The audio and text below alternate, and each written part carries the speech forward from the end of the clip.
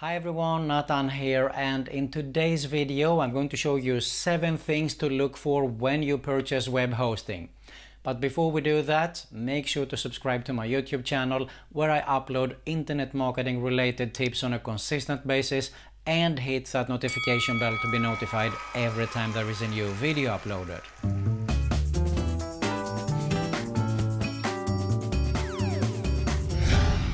Okay, before we get started, I've been online for many years, and during all those years I've of course used a lot of website companies, both for me and my clients, and that's what I want to share with you here, my best tips and knowledge. There is a few things to look out for really when you purchase web hosting, and I learned this the hard way. Anyway, that's what I want to share with you today, so with that being said, let's get started. The first thing that we want to look out for is what type of hosting. And there is a shared hosting, there is VPS and dedicated hosting. Now the shared one, to start off, it is exactly that. They're sharing the same IP address with a few other users. The bigger company, I'm going to explain later what kind of companies you should avoid, the more people they share in one IP address. And it can affect your website actually, because if someone uses a lot of resources, it means that your server, your website goes down, and of course is not so good. And a lot of other things too as well. So that is the negative with using shared hosting. The good thing with it is, of course, it is the cheapest alternative and usually the best option to get started with. The next option would be VPS, which stands for Virtual Private Server. Here you get your own IP address, but it is still on a server where they have some other users too, which is definitely a good alternative when you start to receive a lot of traffic here. Like 50, 60,000 and above, you should start considering go for a virtual private server. And this costs usually everything from $20 to $50 per month. But as I said, definitely when you start to receive a lot of traffic or if you have specific requirements. And of course, the last one would be dedicated hosting, which usually is around $100 and above. Here you get your own server place, you get your own IP address, but definitely you should have specific requirements and tons of traffic to drive to. So in my opinion, go ahead and start with a shared hosting. Then you can always upgrade, no matter if it is a VPS or dedicated hosting. So this is the number one to look for, okay? The next thing, probably the most important, would be support. Not probably, but it is the support. I noticed this all the time when I needed help. I was actually looking for the support. And you should look for if it is a live support, if it is 24/7, if you can chat with them. Those are the 3 most important things regarding the support. This has been a tremendous help to me actually every time I needed help, because they were there very fast in replying, of course, as well. So definitely you should look for the support. Okay, number 3 should be disk space and bandwidth. Usually when you see shared hosting, you find a few alternatives, and if you see the cheapest, they probably have one domain. So that is something to look out for as well, because that limits you to only have one website there. I usually go for the middle or the third package that is around there, but I'm going to explain to you later on, of course, how you can see it as well. And the last one is, of course, bandwidth, how much traffic they allow you to have in that hosting package.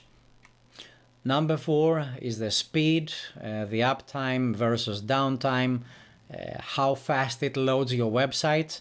I have included here, you can go to tools.pingdong.com to test and see how fast your website loads, because that is one of the most important factors, especially if you want to have some free SEO traffic there. So definitely also very important to keep in mind when you purchase hosting. Number 5, backup. Do they offer free backup?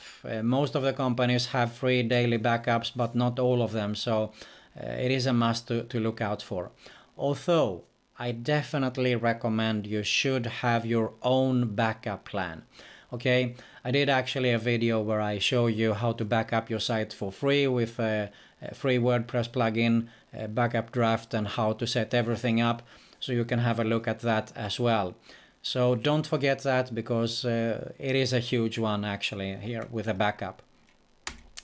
Number 6, if it is optimized for your apps, and what I mean by this is if they have a one-click for a WordPress, Joomla, or whatever platform you're working with. Of course, cPanel also, which probably most of these companies have. And last one, number 7, which is very, very important as well, is the pricing. There is a few things to look out for here, and I'm going to show you and explain what I'm talking about. This is actually an invoice from one of my hosting companies, and you can see that I paid in euros, which is almost identical to the US dollars. For 1 year I paid 54, which should be around $5 per month, which is awesome, okay? But if you see the second one is double the 54, it's 107, and what this means is that when 1 year has passed, I will be automatically charged double the price for what I paid for the first year. So if you don't look out for that, you will definitely get caught in this. And I've been caught in this in the beginning before I learned it through the hard way. So this is just an example how it can look when you look for websites. You see it starts at $3.92, but it says here that it was $7.99. That means actually that it is going to be $7.99 the second year. Also, you can see the $6.45 per month where it says the regular is $17.95. It is 3 times more what you sign up for. And most of the companies, they have it like this actually, because they want to have you as a customer, and when the second year comes, oh, what happened here? You just get charged, and oh, okay, I'm satisfied. I don't have time to hassle with this now, okay? So you accept this, but you pay 3 times more. So in my opinion, it is a biggie one, because people get mad and they want, that's the number one reason they change hosting, and they start to be desperate, and usually it's not a good option they go for, because they don't have the knowledge and experience. Okay, so what I do recommend is actually stay away from EIG hosting. And if you don't know what it is, let me just bring up here EIG hosting list.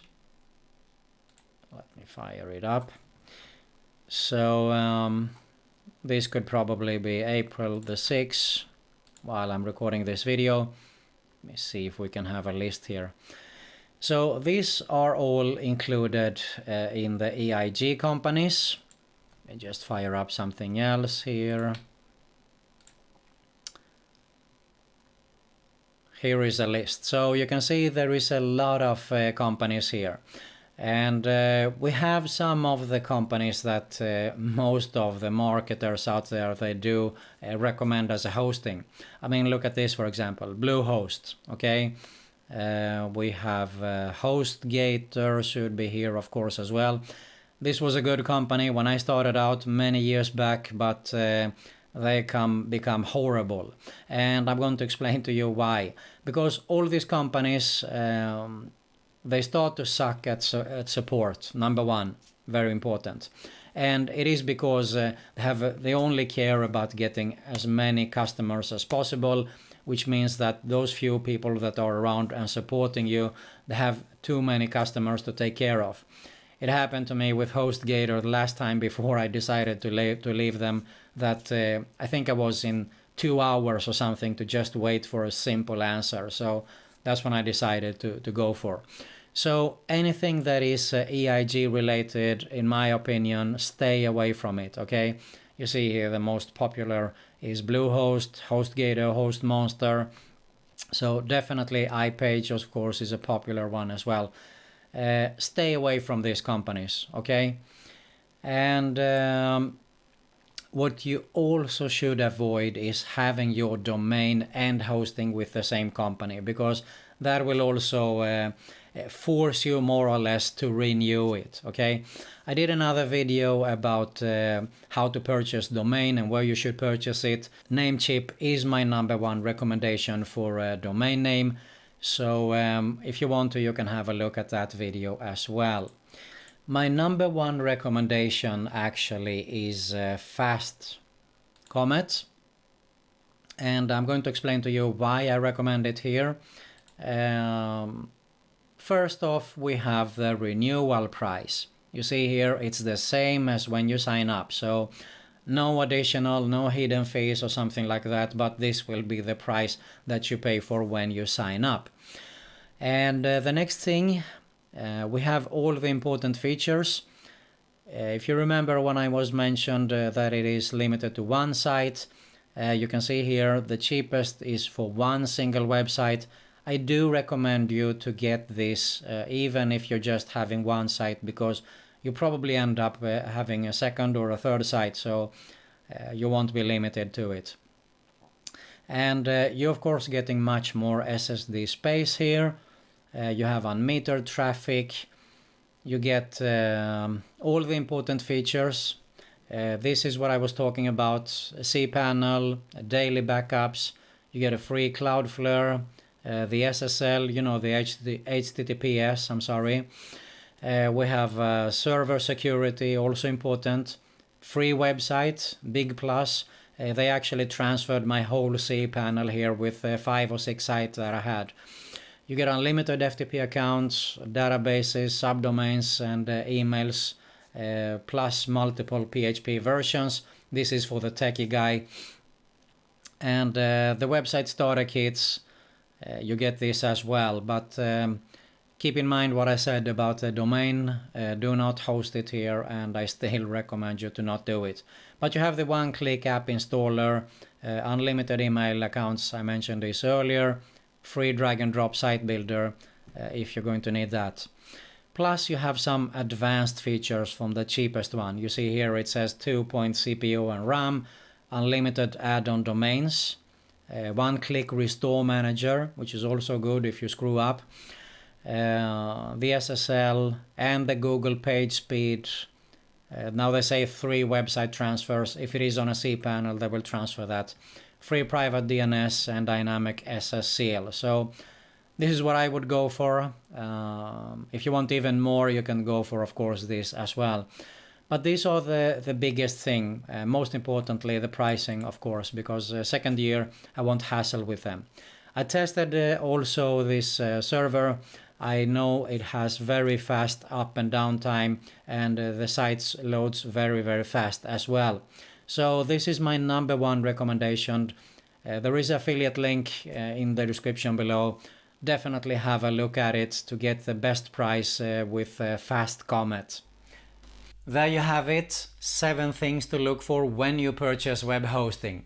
If you like this video, make sure to hit the like button, make sure to subscribe to my YouTube channel, and most importantly, there is a link below in the description for my top recommended web hosting company. Plus, I also have a link in the description for my #1 recommendation, how to make money online.